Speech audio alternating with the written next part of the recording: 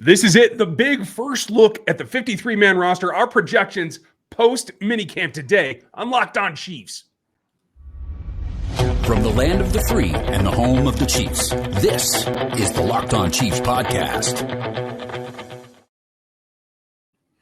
Welcome in, friends and neighbors. It's Tuesday, and we're doing our favorite pastime here, making projections of what this 53-man is going to look like going into 2023 and a chance to run it back. Thanks for joining us and making us your first listen today here on the Locked On Podcast Network. That means your team every day. You locos, you everydayers that hear us every single day, you already know that. But for the rest of you, make sure you like, sub, and hit the bell on YouTube, where we're free on every platform, including Spotify, Apple Podcasts, the whole 9 yards. You can always find us somewhere.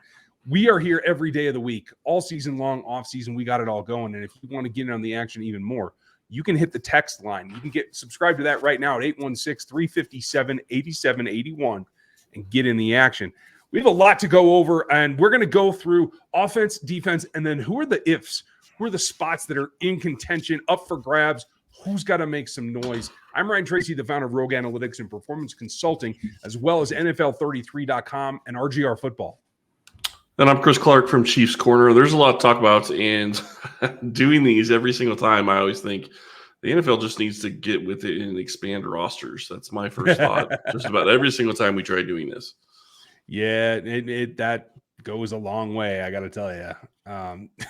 It would make things helpful if they could just do that and get over, but they're crusty, and we know that. So we're just going to have to take a bit and hold on. They'll get it done eventually, I think. No? I think probably. I just don't know when it's going to be, and they've got to figure out how to do the CBA and change all that, because there's a lot of language that is precluding them from making expansions that I think they want to get done. True. So let's hop into it. QB is really easy, I think. Really? I think so. Mahomes. Yeah, Mahomes is going to be here. There's obviously no question about that. And then you have Blaine Gabbert, and I still think you have Shane Buechele as well. Yeah. You have 3 going on to the 53, huh? Yep. I think it's just going to be the 2 of them. They've kept Buechele the last couple of years. I just can't see them getting rid of him now unless he completely bombs in camp and in the preseason. So I understand the thought process of only keep it 2, but they kept him on the roster just because somebody else was sniffing around. They brought him up onto the roster at that point. They seem to really like him. So I get the thought process. I would love to only keep 2, but I still think they keep 3. Let's down. So I have 2, you have 3. Where are we going next? Running backs? Yep. Go ahead. I think it's pretty straightforward at this point through attrition and everything else that we see every year. I think they're going to keep 4. I think Generic Prince is making enough noise. He's going to get onto the roster. I'd like to see Jerry and Ely do something in camp. Maybe he can disrupt that thing. We'll talk about that last spot for running backs later in the show.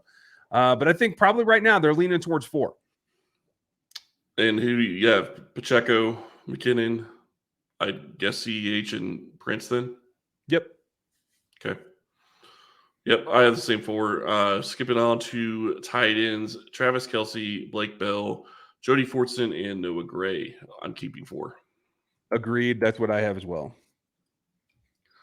So pretty easy so far. This is where it gets a little bit more dicey, I guess. I have 6 wide receivers. Tony, MVS, Watson, Sky Moore, Richie James right now, and Rashee Rice. Okay.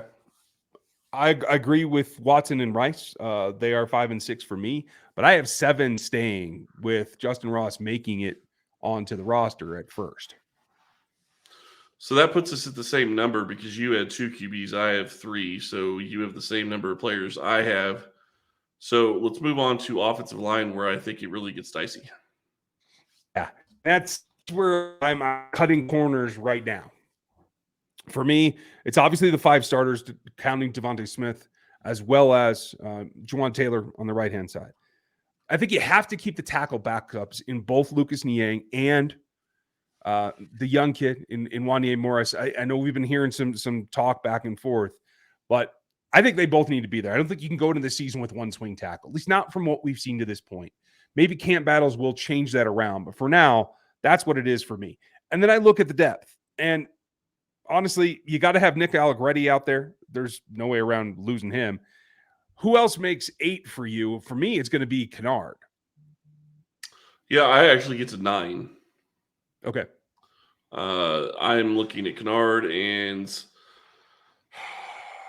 man, Creed Humphrey. We already talked about the starters. I just think you end up having 9 offensive linemen right now.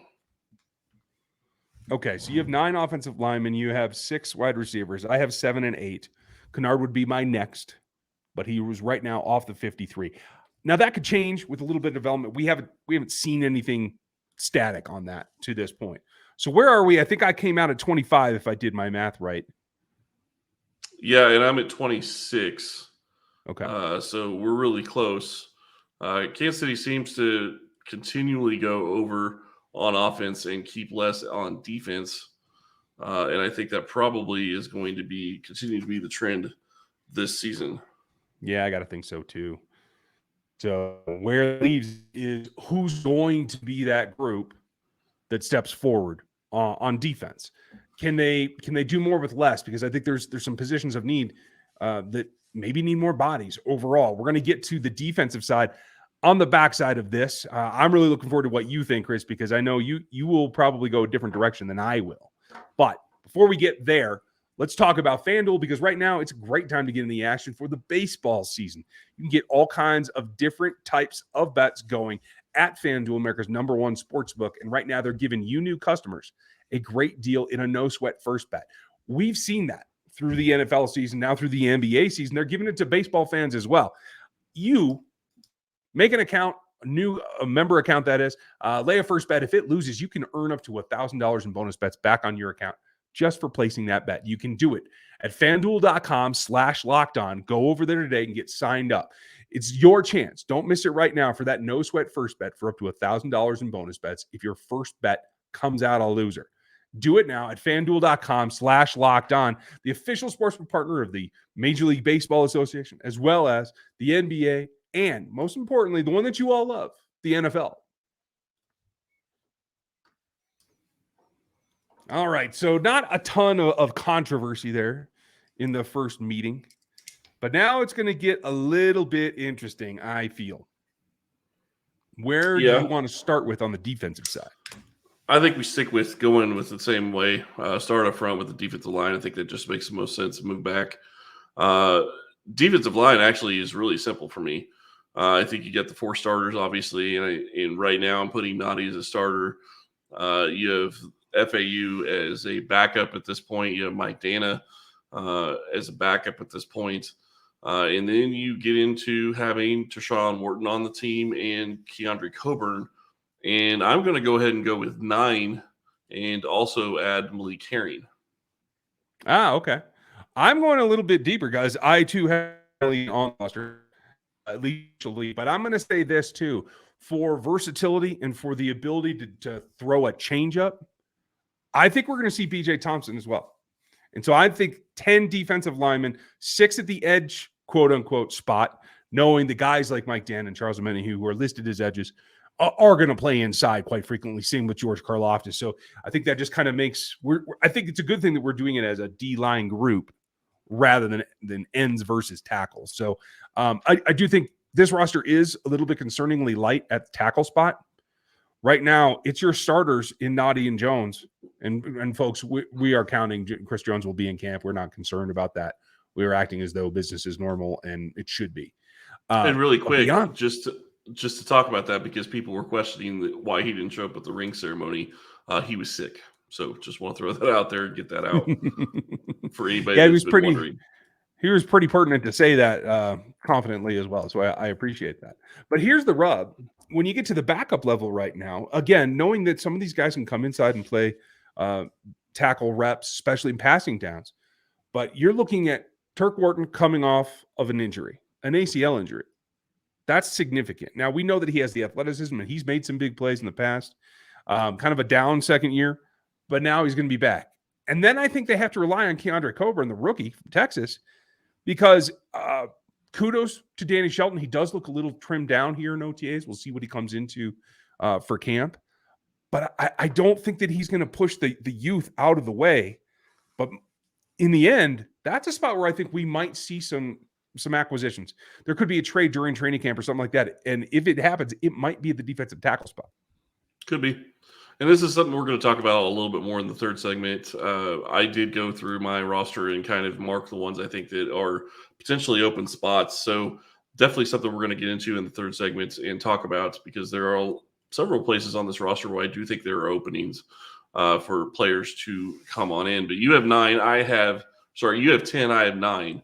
So right now we're actually back to even. I believe that puts us at 35 total? I do believe, yeah. To start. Yeah. Okay. And let's just get this out of the way.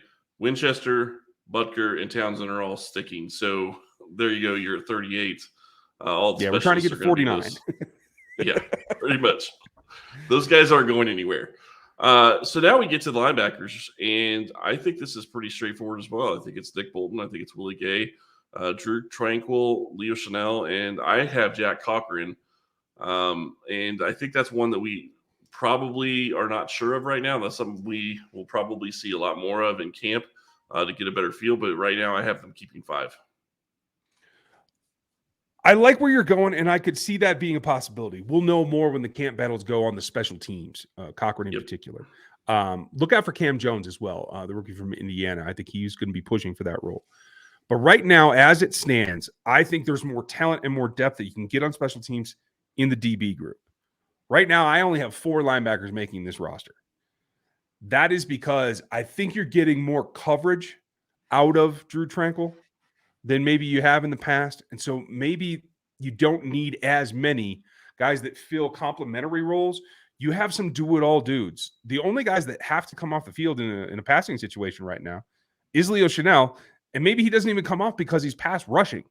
So, that tells me that you have at least 2 deep right now if you're going to run the normal 4-2-5 that we've seen in years past as your base nickel. Okay, fine. So, unless somebody steps forward and really makes a push for that roster, I think the teams can be rounded out by some of the D-backs because there's a bunch of them. So, right now, I'm only going 4 linebackers on the 53. Okay. I've got 5. So, you're one up on me again at this point. And this is where it gets even more interesting because you have a DB group that is, in a lot of ways, kind of similar to the D-line group in the fact that maybe they're CBs, maybe they're safeties, maybe they just kind of play it all over. I think there's several guys that could probably fit in that category. I personally have 10, but I'm curious how many you have and who you have. The DBs, I have 10 as well. Oh, fit in there? Thought that would put you over. Maybe I'm wrong. So we can get to 50. Okay, so that gives me an extra slot. I love that. Mine are the starting 5 in Snead, McDuffie, Watson, Cook, Reed. There's your first 5. Then it comes in, and I think nickel's going to be really, really interesting because it's a battle. But Josh Williams is going to be your next corner. If you have to go nickel, then I think you're looking at a combination of Najee Johnson, who I think has earned his way into the roster, partially due to special teams, but also partially because he's been really competitive at nickel in the OTA periods. Then comes the rookie Nick Jones, who's also been competing at nickel and evidently playing very, very well. And that brings us to the 2 safeties in Mike Edwards, who was brought in as a free agent to shore that thing up, and Connor Chamari, that I think they really have big plans for, especially later in the season. So those are the 10 that I have. Do you differ? Yeah, so I differ a little bit. I actually have Deion Bush making the roster as well. I have 6 CBs and 4 safeties at this point. So I think it's going to be very intriguing to see how this roster ends up. You still have one more player that you can select, though. I do, and that's been the conundrum for me with having both BJ and Malik Herring make it before. I think Josh Cato's days are numbered. So let me pull in Cam Jones, and I'm going to take him over Jack Cochran right now just because of the way that they stacked up in college. And I had a higher grade on Cam coming out than I had on Cochran. So assuming that transition is the same, we'll end up back with 5 linebackers.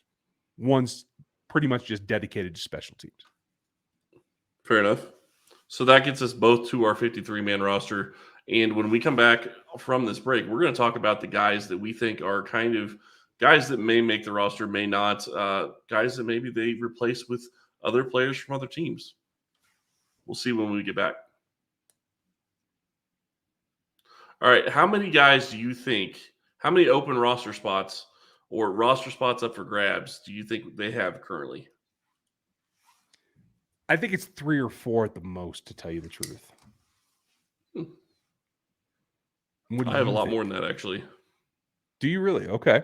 I do. Let's talk it through. Okay. I have Buchel, which you didn't have on yours, so that makes sense. Right. I have Clyde Edwards-Helaire and Deneric Prince. And the reason I have Clyde on there is it's possible they trade him. I think he's on the roster. I don't think they're going to cut him, but it's possible they trade him. If they trade him, then you have another person you can bring in from somewhere else. So to me, just on offense alone, I have 4, 5, 6, 7 potential roster spots open. Wow. Okay, go through those because that seems like a lot. So Shane Buechele is 1. Clyde and Deneric Prince are 2 and 3. Okay. I think he makes the roster, and I think he sticks. But Blake Bell, I think, is still a guy that potentially could not be here. If they want to go a different direction at tight end, or they decide they need to keep more wide receivers, maybe Blake Bell's the guy that's gone. It could be Jody Fortson. I just don't see it. I get where you're coming from. I have been bitten by the Blake Bell charm when I've said he wouldn't make this roster before, so I'm not going there. But from multiple people that I've spoken to, Matt Bushman is having a good offseason. Was there in OTAs. Seems fully recovered from the knee injury and looks like he's moving better because of it. I don't know if it's a confidence issue. I don't know if it's structural, but at least he's making some spark plays. Does that convert to training camp? That's going to be my big question. I hope so because I do pull for him, but that's going to be the tough one. Blake Bell, for his sneak ability and 4 catches a year, they're going to make a difference. Well, and he does a lot of other things for the roster, and it's possible that he sticks because of that. I have him on my roster. I'm just saying if I was looking at different spots that could possibly go other directions, that's one of them that I would choose. Makes sense. The rest of you get to wide receiver. Richie James is obviously one of them, and I think that makes a lot of sense because there's a lot of different directions you can go wide receiver. I have Justin Watson on there as well, and I know they gave him a 2-year deal, and maybe that doesn't make sense to a lot of people. But if they go make a deal with DeAndre Hopkins, who are they cutting from this roster? Where are they getting that roster spot? That's a very good question. I had 7 specifically for that, so there's room to maneuver there. I think Justin Watson's contract said that they want him here regardless. That's what it says. I agree with that. But they also don't know if they were going to be able to get somebody, and they don't know who they're going to have and who's going to step up.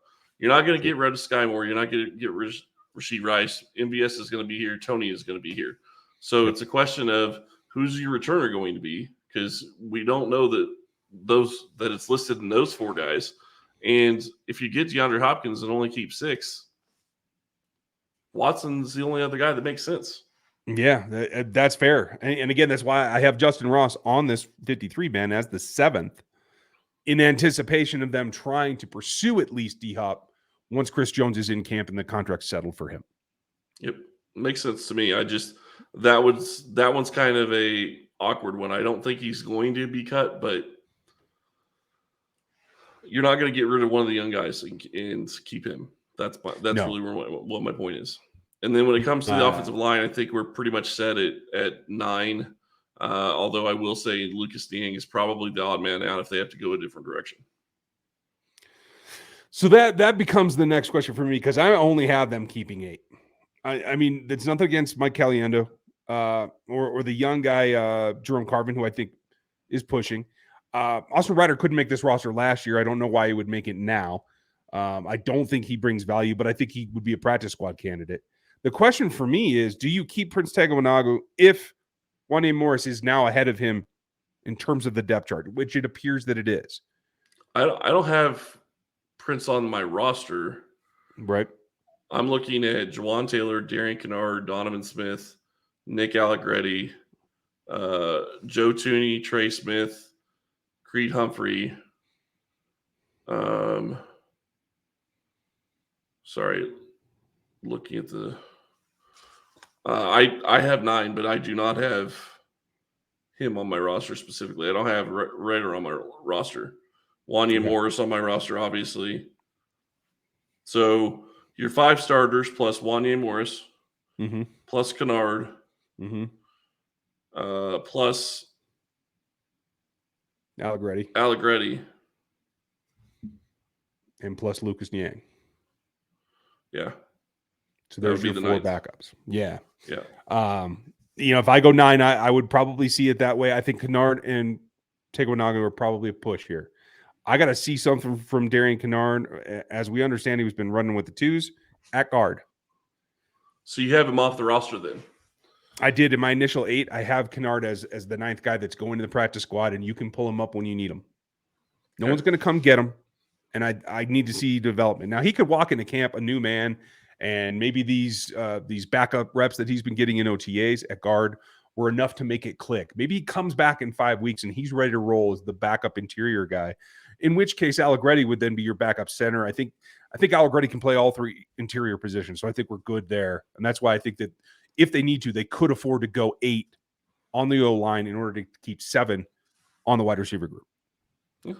Possible. I just don't know that I trust Lucas Niang to be on the roster, considering he didn't actually play any offensive snaps last year, and reports seem to be that he's a little thinner than he has been in the past. So training camp is going to be huge for him. So I personally think they're going to keep a 5th-round pick from last year over a guy that has been injured multiple times in his career.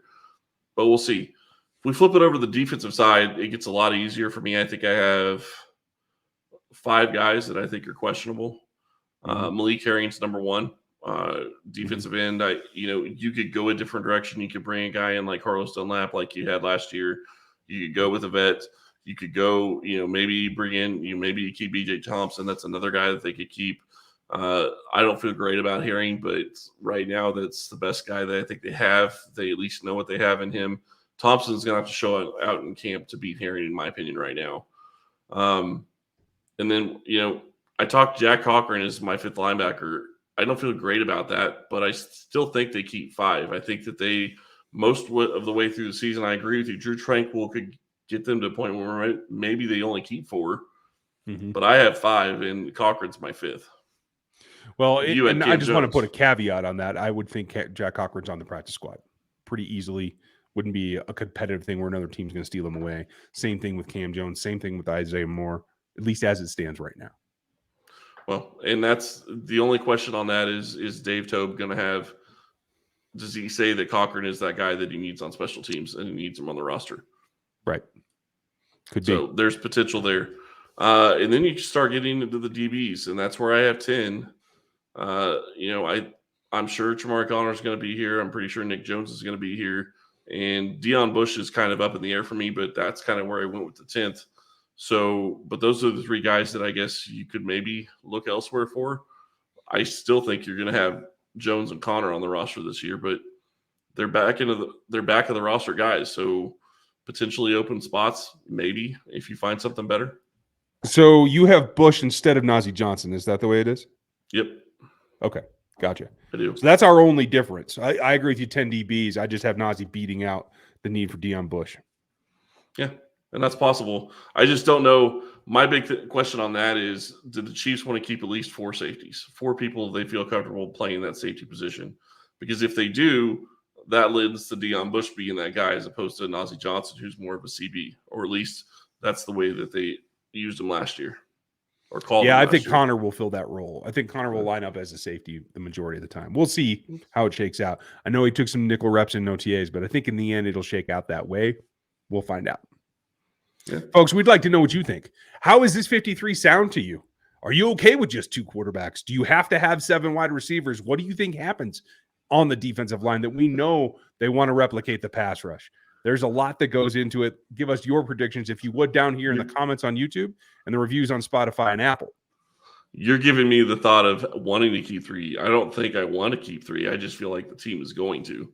So for clarification there on the QB situation, I don't think they should, but I think they will. That's really where I'm coming from. All right. Way to qualify. I like it. We'll see what happens, folks. Thank you for being with us today. Let us know your thoughts down in the comments and in the reviews. We appreciate your time. Thanks for listening today. We'll talk to you tomorrow.